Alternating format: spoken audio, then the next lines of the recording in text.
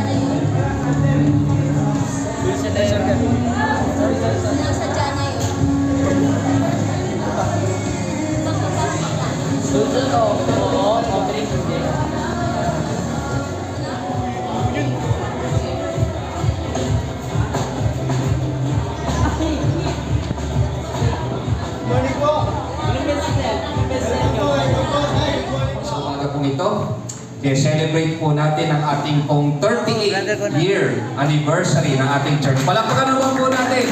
Hallelujah. So God. Kaya ko lang napansin, kaedad ko pala yung interview church. Ano ba? Ayan, nagsinungaling na naman ako. Minus 20. Ano ba? Pero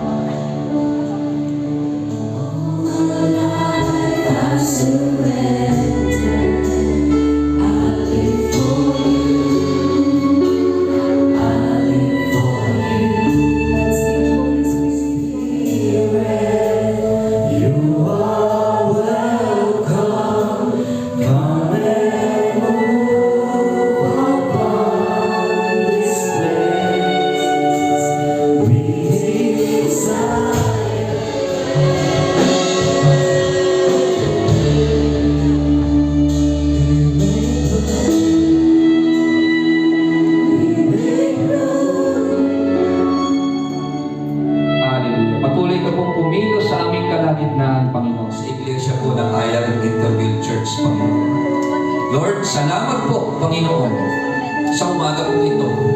Na kung saan, Panginoon, ay amin pong sineselebrate, Panginoon, yung ika-38 year, Panginoon, ng kabutihan mo po, kadakilaan at katapatan.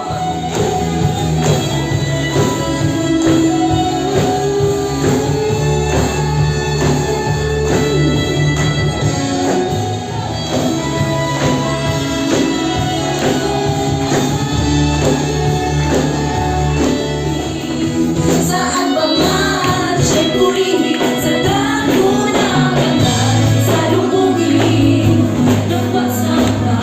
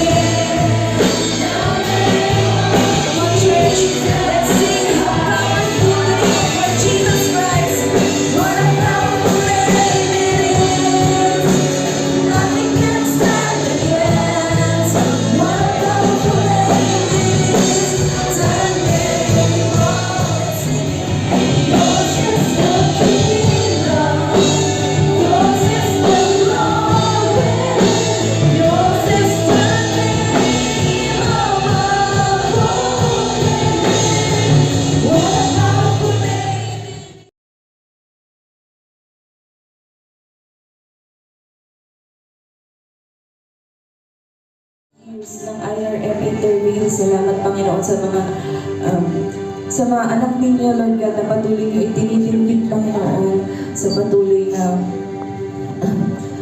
patuloy na paghahayag ng inyong mga salita, O Diyos. Salamat sa katapatan, Panginoon. Sa tanging pangalan ng ating Panginoon Jesus. Amen. Manatili po sa paghahatayo. Kayo po ay manalangin. Kinikilala po namin. Ito po ang makapangyarihan.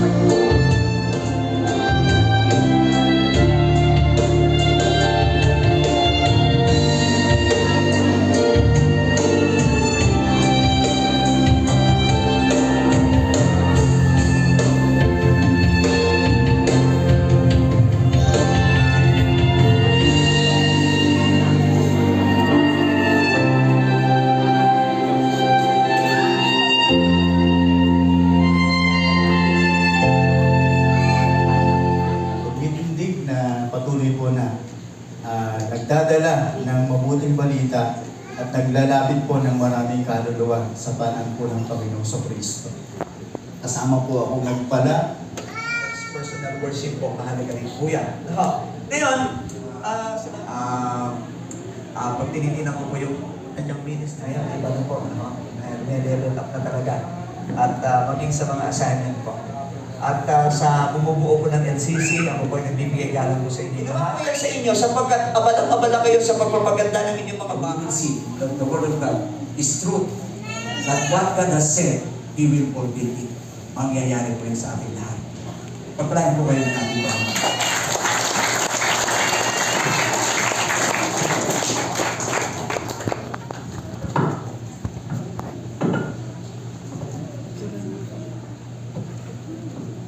Hello po. Good morning po mga kapatid. Happy 30.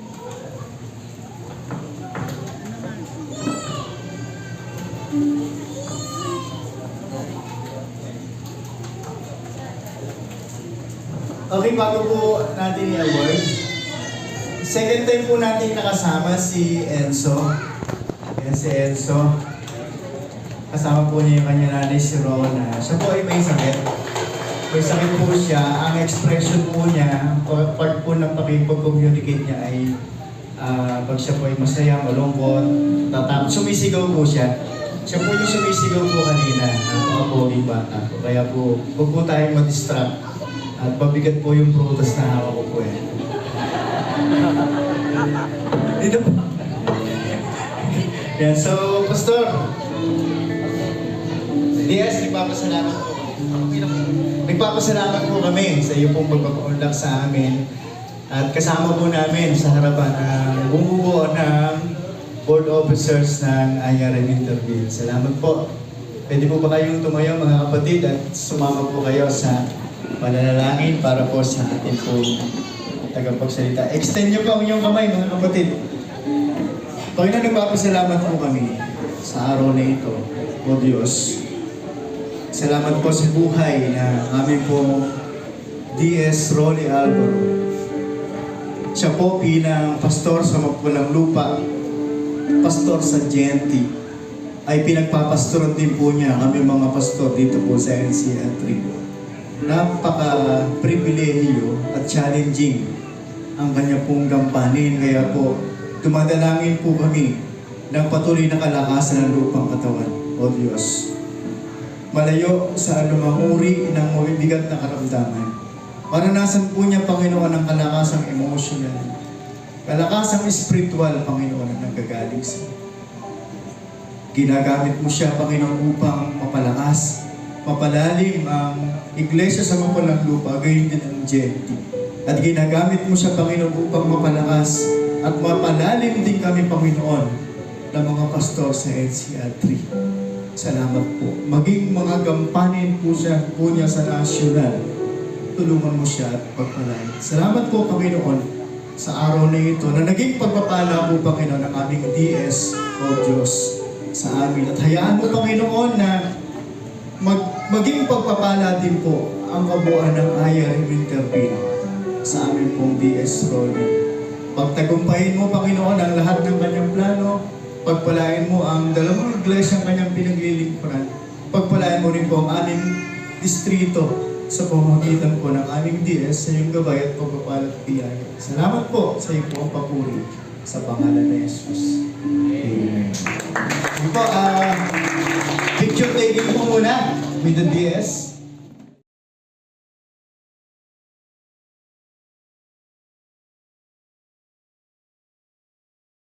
Pagkatatag ng Iglesia, dito siya nag-rebel. Ganda po ng tema niyo, Rebel is Temple. Sa akin, pag pinag-usapan Rebel is Temple, it is more than physical building ng kapatid. It is about restoring our worship, renewing our priorities, realigning our lives sa mga prioridad ng Diyos. Yan naman tayo, no, yung ating bahay ang kaganda, tapos ang ating tahanan, pananambahan, tumutulo, binabaha. Mayo ba si Lord, mga kapatid? Alam niyo, kung mahal natin si Lord, din natin nahayaan ang ating simbahan, tumutulo ang ating simbahan, binabaha. Kung mahal natin si Lord, mamahalin natin ang ating iglesia na pinagbilangan. Amen ba? Alam niyo, sa Bible po, kapag pinag-usapan ang pagtatayo ng templo, hindi po sa kahan kinukuha yung budget eh. Yung 12 tribes nagtutulungan, nanggagaling po sa kanila mismo, sa mga kapatiran. Alam niyo po, sa dami natin kung sama-sama natin itataguyod ang harayan ng Diyos sa pagpapatay ng building na ito. Madali lang ito tayo. Magtulungan po tayo para sa kapurihan ng Panginoon. Muli po, nakikigalak po ako sa kasaysayan. Kayo po ay maging ahinti ng pagbabago sa lugar na ito, sa biyaya ng Diyos. Sa Diyos ang pagpapalagay.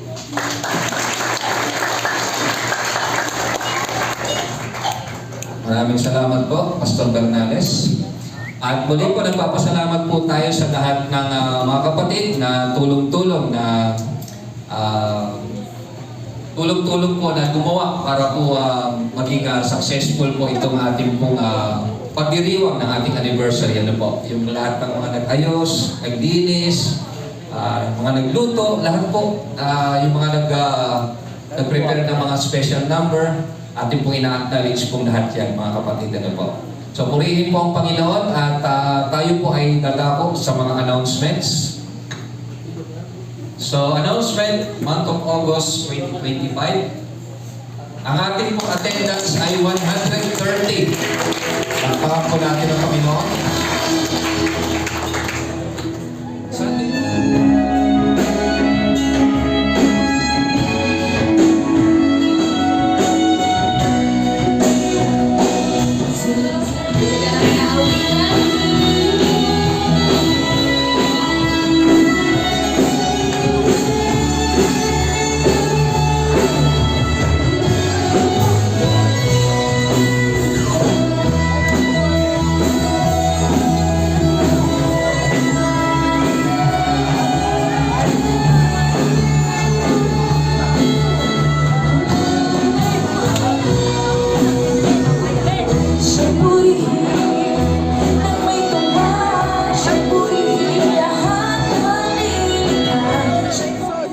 Katambay ka tapos ng church dyan.